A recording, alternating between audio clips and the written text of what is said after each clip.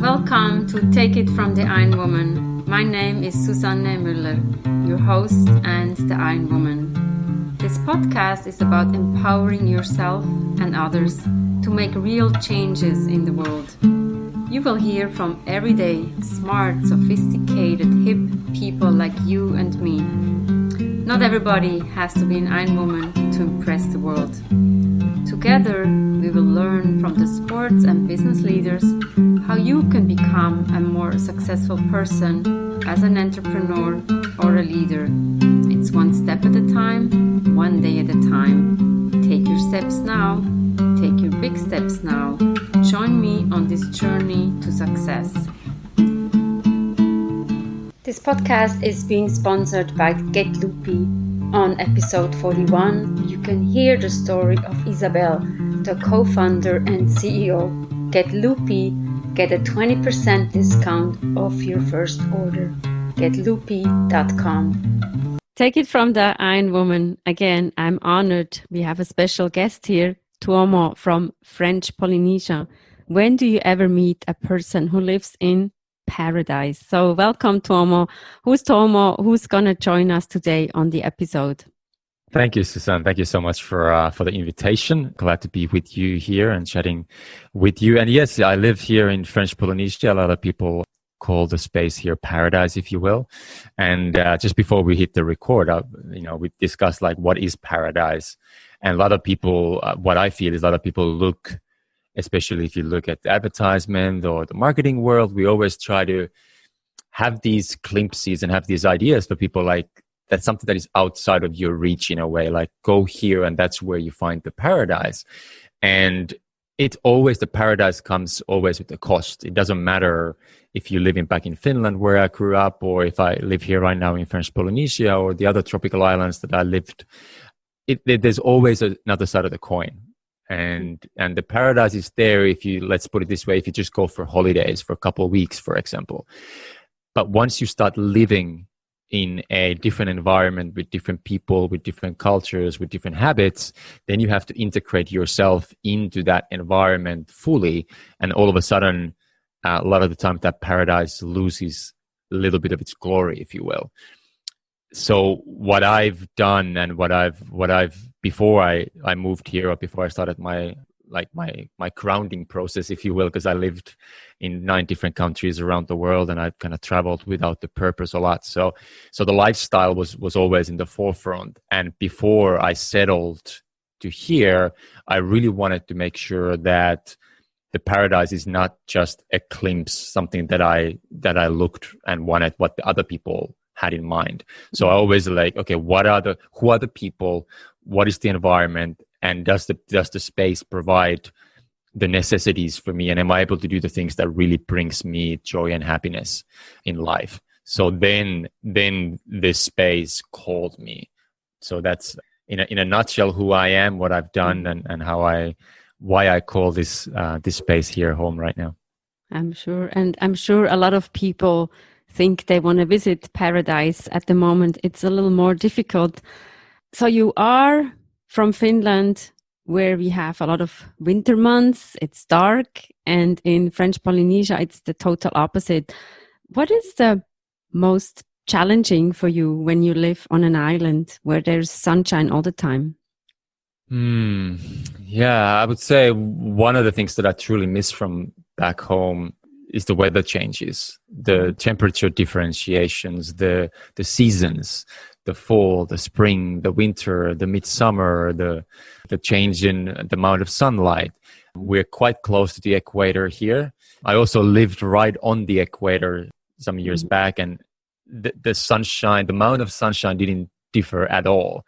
Mm-hmm. And when you live it back home in Finland, like closer to the polar circle, the winter months are really, really dark, and the summer months are extremely long. So I really love that variation, the cycles of the nature, if you will. And here it's a lot less. So that's something that I definitely miss from back home. Obviously, one of the main reasons why I moved here was because of the temperature, and I love the warm weather, and it's it keeps me well grounded. So But yeah, those are the biggest differences that I find. Yeah. And what are the sports that you're into? Yeah, obviously, that again, like I mentioned before, one of the main things is I'm always been very active. Back home when I lived in Finland, I used to play basketball and tennis and football and a lot of team sports. And when I left home, it was everything. I always say that it's either on top, under, or around the ocean. So I've been doing free diving, scuba diving, and now it's a lot about surfing. I used to work on boats a lot, so it's always been around the ocean. So for me, the one of the most important ingredients when I started creating my quote unquote perfect lifestyle was it needs to be by the ocean. The ocean needs to be part of my life, and it's been like that for the past 20 years. Since 2001 when I left home. That's fantastic. I can only second that the water element for me is very important. I grew up on a lake in Switzerland and live in New York where we also have water and the ocean is always with us. So it's interesting. What is our calling? And then we talk about behavioral changes. And I said a lot of people are influenced by the seasons. And you said it also in Finland, the people are different when you visit in the winter or in the summer. So then living in paradise sounds very sexy, glamorous and everything, those behavioral changes. And you have a little video that I watched before we met. What is the why? How can we express that also to the listeners? I was fortunate to speak at the TEDx here, and the title of my talk was Why Lifestyle Matters More Than Happiness. And it came from the fact when I look at my life for the last sort of 15, 20 years, that's always been at the very forefront, the lifestyle. So that's what I always created. Now, you mentioned about the weather there and how it changes, the behavior change is whenever I visited back home in Finland. If you go to Finland or the northern countries, if you will, if you go there sort of summer months, June, July, everybody's out on holidays, everybody's out in the parks, having fun, lots of smiles everywhere. Life is more relaxing. And then when you go sort of the winter months, midwinter, sort of November to February, if you will, people are grinding and it's darkness and it's almost like you hurtle in and you go more inwards.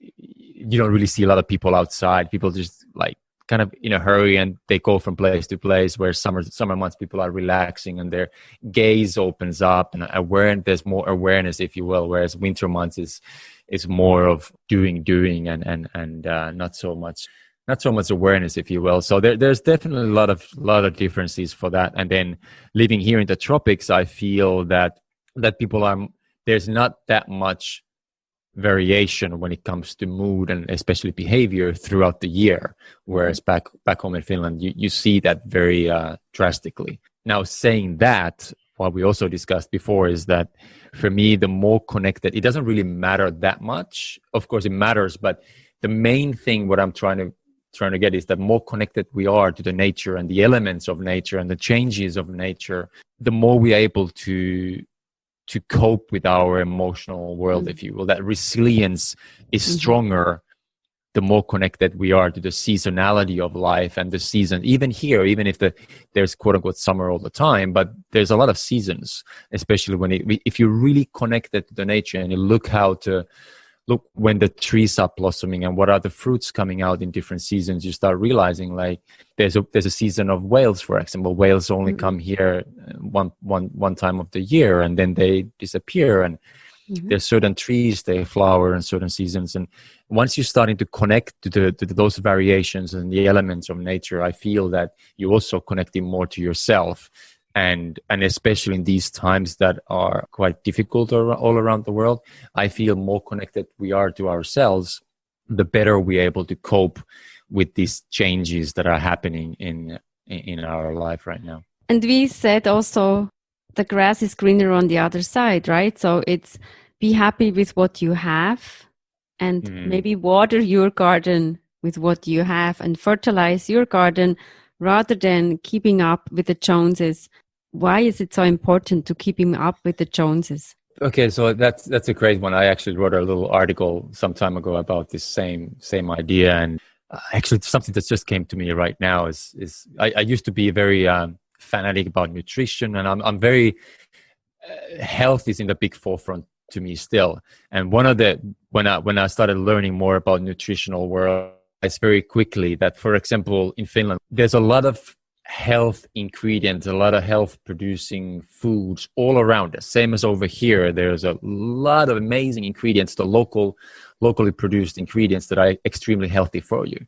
Now, though, when you look at the TV, you look at the marketing, and you look at what people are consuming, they are consuming exactly the opposite. They're consuming something that and the further the product comes from, the more quote unquote sexier it is and more attractive it is, more tropical. For example, in Finland, we were always marketed things that were very tropical. And then I remember going to New York, or I was here, and here we've been sold blueberries from Finland, because that's kind of, it's something different. And I'm like, back home, that's not really like a sexy idea. It's just what happens, what we're supposed to do every single day. And it's just, I'm not entirely sure if it's the human mind, and it is the human mind, but what is the reason why we always grasp and why we want something that we don't have, right? Instead of looking at what we have right now and how can we utilize those ideas and elements that are right there within us. It's almost like that shiny object out there and when you have it, it's like, it's not that shiny anymore. So that, I think that's where it comes from. Like, grass is always greener on the other side of the fence. And you can always turn around it like, hey, look at the grass on your side of the fence, and not just look at it, actually give water to it, instead of trying to water the grass on the other side of the fence, which doesn't produce anything for you, if you will. Very interesting phenomena.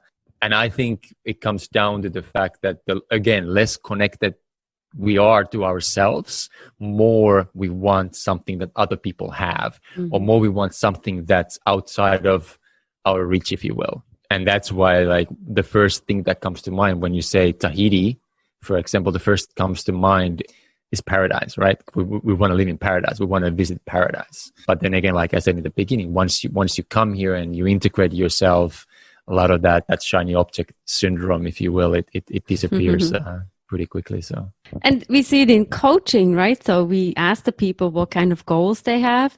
They reach that goal, and then it's not that important anymore. So it's about the journey that is more important, and how we get there. And again, it's how to create happiness and be happy with the garden or the grass that you have already. Look in yourself rather than comparing yourself. We always say, like, be yourself. Everybody else is already taken, from Oscar Wilde, right? So I think that to me was, just be yourself. Like, don't try to copy anybody else, because that's not going to work out. Yeah, exactly right. And I'm a huge fan of goal setting and obviously putting things out there, and that gives you motivation, it gives you inspiration. But those goals or outcomes, you should not attach happiness or joy into those. They're just there to keep you going, if you will. But then, like, I always say, like, one of my favorite sayings is have a non-attachment to the outcome. Have a non-attachment to the outcome. And that keeps me more sustainable. That keeps me going. That keeps me more joy for the present moment. And the other thing, I just recently really connected to this idea that there's like you just mentioned, there's this pursuit of happiness always. We want X, Y, Z. But what if the pursuit is the actual happiness? As we say, like, the journey is, where it's at. And it's a very cliche thing. It's a very cliche saying. And there's a lot of variations from that same idea, from that same notion. But there's a reason why it's a cliche. There's a very reason why it connects so well and why it's been so used, because it works. And it's at least to me right now, it is the truth. If you really truly enjoy the road, and if you really enjoy the journey that you're on, then those milestones and goals, they just come and go, and you don't attach your sense of self or sense of worthiness into those goals or into those milestones as such. So yeah, I think they're important in a physical sense, but not in an emotional or mental sense that much, especially in an emotional sense.